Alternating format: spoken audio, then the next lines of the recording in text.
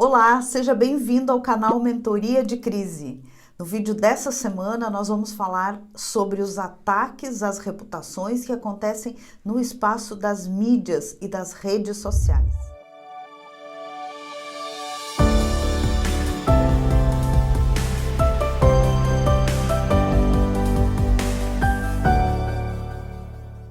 Ataques sofridos por marcas, por influenciadores, por celebridades, as empresas privadas, né?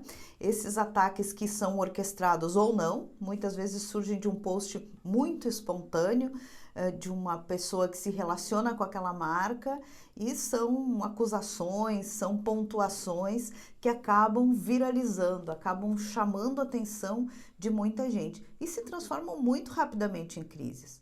Porque quando eles acontecem nesse espaço das redes que se estabelecem na internet, eles costumam, né, viralizar, proliferar muito rápido.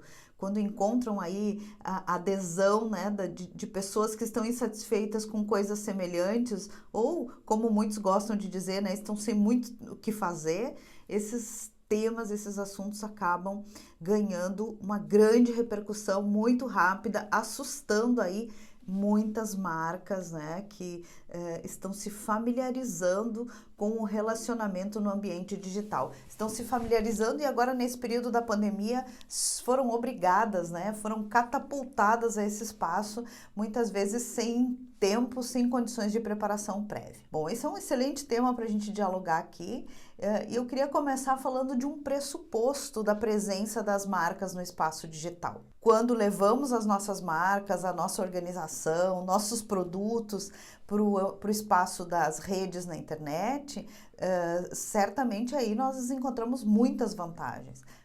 Os colegas do marketing digital regularmente apontam aí inúmeras vantagens de estar presente, estar dialogando com consumidores e com internautas, né, nas redes sociais.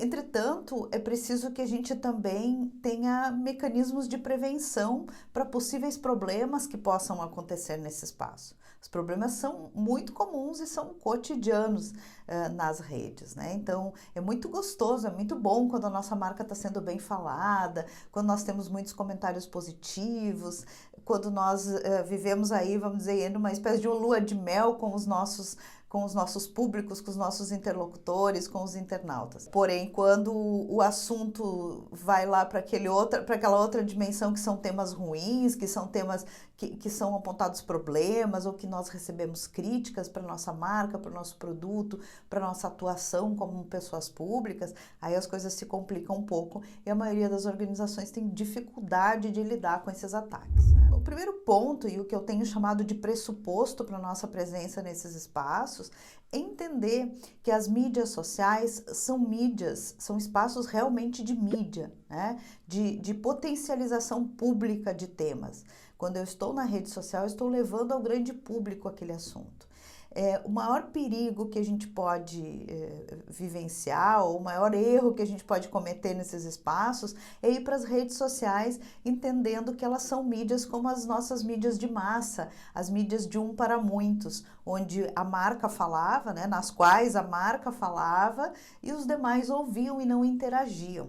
A mídia social, ela se caracteriza por ser uma mídia um a um. Todos têm espaço de voz. As pessoas querem falar, elas não estão ali só para receber informações. Elas estão ali efetivamente para dialogar. E aí nós temos que ter muito cuidado com esse pressuposto, porque como marcas, na maioria das marcas, elas estão muito familiarizadas com monólogo. Elas vão para as redes e falam sobre si, dão as suas boas notícias, na esperança de que as demais pessoas que estão ali naquele grupo só vão receber a informação, vão ouvir e vão ficar satisfeitas com a informação. Lê do engano, minha gente, as pessoas estão ali para interagir, elas querem interagir, né? Elas estão ali para também protagonizar, também falar a sua opinião sobre aquela marca, compartilhar a sua experiência sobre aquela organização, compartilhar suas impressões sobre aquele governante, sobre aquele influenciador digital. Portanto, o pressuposto é esse. A rede social é um espaço de diálogo, é um espaço de conversa. Então, quando nós levamos a nossa marca para esse espaço, a gente precisa ir com esse espírito de conversar com as pessoas, certo? Então, considerando esse pressuposto, vamos pensar na prevenção às crises. Vamos pensar que quando nós vamos para o espaço digital, para o espaço das redes sociais, nós queremos aí usufruir dos benefícios que esse espaço nos dá. Mas, de novo, né, como a gente vem falando e como falamos aqui nesse canal, lá no vídeo de reputação, dá uma espiada lá. A gente precisa, quando está falando em construir reputação em qualquer ambiente, pensar em 4 grandes movimentos. Construir, manter, proteger e recuperar a reputação. Então, não basta termos estratégias super inovadoras, estratégias muito atualizadas de criação e de manutenção da nossa marca nesses espaços. Nós precisamos também pensar na proteção da nossa reputação nesse espaço e na recuperação quando enfrentarmos crises. Então, para a prevenção, gente, 2 pontos importantíssimos que funcionam muito para a prevenção. O primeiro deles, tenha uma excelente política de relacionamento com os seus públicos. Deixe claro o que você pretende fazer naquele espaço. Deixe claro como serão as conversas naquele espaço. Que horário você vai estar atendendo, né? Que horário você vai estar disponível. Que temas você vai levar para aquele espaço. Tenha transparência no uso das mídias sociais. Converse com seu público com franqueza e honestidade. Olha, não respondo dessa forma. Não tolero agressividade, violência, não tolero ofensas nesse espaço. Não tolero ofensas de qualquer ordem, porque quando essa política está clara, lá nos seus destaques dos stories do Instagram, lá na sua política, no seu espaço de relacionamento do Facebook, lá na sua apresentação, na apresentação da sua empresa no LinkedIn, lá na apresentação da sua empresa no YouTube, quando isso está claro, gente, quando isso estiver bem claro, o internauta já sabe o que ele vai esperar. E você vai se sentir mais tranquilo para evitar algumas situações. Então, para pagar uma ofensa, né? Muitas vezes uma ofensa a uma pessoa que você vai responder por essa ofensa depois, porque é você que administra o seu canal, né? Então isso tudo tem que ser uma política. Todas essas regras do relacionamento precisam estar claras numa política e publicadas, visíveis, transparentes para o internauta. Então, quando a gente fala de prevenção, temos aí um primeiro ponto importante. O segundo ponto é efetivamente converse nas redes com os seus públicos. Quando receber elogios, agradeça, que seja com emoji, que seja com mas dê o retorno. Converse, você está sendo procurado para conversar. O quanto a gente investe no nosso marketing, na nossa comunicação publicitária para atrair as pessoas para a nossa marca, para ter as pessoas próximas a nós. Quando elas estão querendo conversar com a gente, elas não podem receber o silêncio. Ou como a meninada costuma dizer, não pode receber o vácuo. Elas precisam conversar. Elas precisam receber uma resposta. Elas querem conversar, elas estão procurando você para conversar. Veja que muitas vezes o que num primeiro momento parece uma crítica, se bem lido, nada mais é do que uma dúvida. É uma dúvida do internauta que você precisa responder, você precisa esclarecer. Se ele está procurando por você no seu canal de mídia social, não ofereça um 0800. Não ofereça um e-mail para ele encaminhar a sua questão. Porque se ele está procurando naquele canal, é porque ele está disponível para conversar com você naquele canal. Essas 2 medidas muito singelas, ter uma política de relacionamento e responder com regularidade as coisas boas e as coisas ruins, já são 2 medidas preventivas muito importantes. Vejam que muitas marcas respondem os elogios ou respondem às dúvidas, mas não respondem às críticas, mesmo quando elas são muito bem educadas e muito bem elaboradas. Portanto, esteja preparado para responder tudo, as coisas boas e as coisas ruins. Então, são 2 medidas muito interessantes. Bom, medidas preventivas, elas amenizam, elas mitigam a possibilidade de ocorrer crises, mas elas não eliminam. Eventualmente, você vai ter uma situação que vai viralizar, que vai se transformar realmente numa crise, num ataque à sua reputação, com ameaças concretas aí, de boicote ao seu produto, de boicote ao seu canal, de protestos contra o seu governo. Então, todos nós que estamos aí no espaço público precisamos estar preparados também para fazer essa contenção.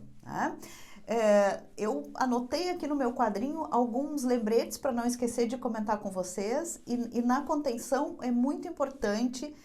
Vou tratar de dois, aqui tem uma listinha grande, mas eu vou tratar de dois, os dois mais importantes. O primeiro, nunca replique respostas prontas. A marca faz aquele comunicado oficial, leva um tempão ali para elaborar o comunicado, e a cada interação do internauta, do seu público, lembre que o internauta não é seu inimigo, ele é seu público. Eventualmente os inimigos podem estar entre eles, mas não os tenha todos como inimigos quando eles estão criticando a sua postura, criticando o seu produto ou o seu serviço. Cuidado, é muito comum o comunicado oficial estar escrito e a empresa fazer o famoso recorte-cole. A cada interação do internauta eu vou lá e colo a resposta pronta. Não faça isso. Faça isso primeiro porque um internauta lê a interação feita com o outro. Nós estamos na mesma conversa. É como se fosse uma grande conversa entre várias pessoas. Então não faça isso. Passa a ideia de desleixo, né? Passa a ideia de desconsideração com o ponto trazido pelo seu público, porque cada um traz um aspecto diferente da situação, traz uma sensação de que você está tentando controlar esse diálogo quando você não tem a menor condição de controle.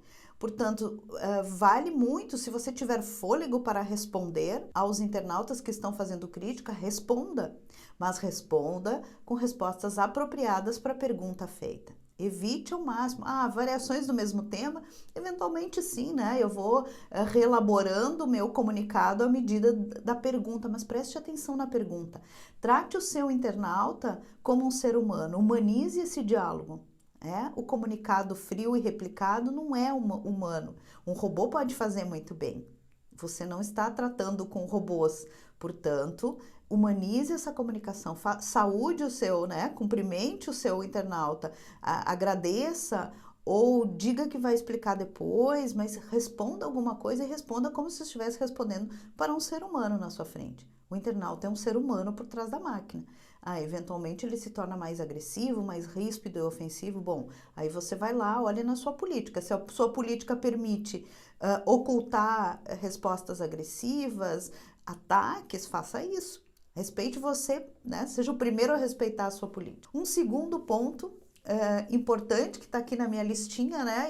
Entre os tantos que estão aqui na minha lista, não responda para os haters profissionais. Separe o joio do trigo. Você vai ver muito facilmente, e há técnicas, há metodologias hoje para verificar se a resposta é de um perfil verdadeiro, é de uma pessoa ou é de um perfil falso, sendo usado por uma rede de robôs, né? Os bots ali alimentando aquele conteúdo. Então, separe o joio do trigo. Não responda nem mesmo para os robôs e nem mesmo para os haters profissionais, que são aqueles perfis que estão ali para ataques. Eles pegam carona, gente, em todos os ataques. E mesmo que não sejam identificados com aquela causa, alguém está sendo boicotado, alguém está sendo... O Twitter é um espaço fantástico, né, de haters profissionais. Então, não perca o seu tempo. Não perca seu tempo respondendo para haters.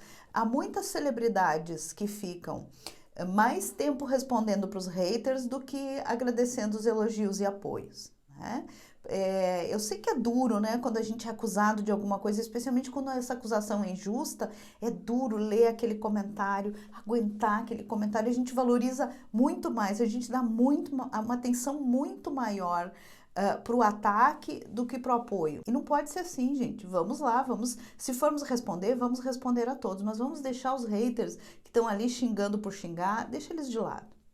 Só que não use essa desculpa para deixar de responder para o seu público que está ali realmente em troca, né, em busca de informação e de esclarecimento. Eu costumo dizer que quando a gente não ajuda os nossos defensores com os argumentos que nós temos acerca da nossa crise, eles desistem de nos defender. Afinal, se nós mesmos não nos defendemos, por que as outras pessoas vão nos defender? Vão defender nossa marca e a nossa reputação. Esse é um tema que nós podemos gravar aí uma série de vídeos, porque há muitos casos, há muitos estudos interessantes para aprofundarmos, mas eu quis começar aí esse primeiro vídeo sobre crises e ataques nas redes sociais, trazendo aí esses 3 pontos. Esse pressuposto básico do diálogo, a necessidade de uma prevenção. Não vamos para as redes assim de sangue doce, achando que só vão acontecer coisas boas nas redes, né? Não vamos a lugar nenhum assim com a nossa marca e vamos cuidar da nossa reputação muito nesse ambiente. Então vamos ter nossa política, vamos responder, vamos conversar, vamos saber por que nós estamos nesse espaço. E por fim vamos ter um plano, né, para responder, para fazer a contenção dessas crises. Então, quando elas acontecem, vamos estar preparados para elas. Foi ótimo conversar sobre esse assunto, vamos continuar conversando. Por favor, curta, compartilhe esse conteúdo, deixa aqui o seu comentário, compartilhe aí a sua experiência, né, sobre ataques nas redes sociais. Vamos continuar pensando nisso, afinal é um assunto tão novo para nós todos que fizemos prevenção e gestão de crises corporativas e de crises aí voltada para a reputação de marcas, de organizações e de pessoas públicas. Muito obrigada pela sua audiência e nos encontramos aqui na próxima semana.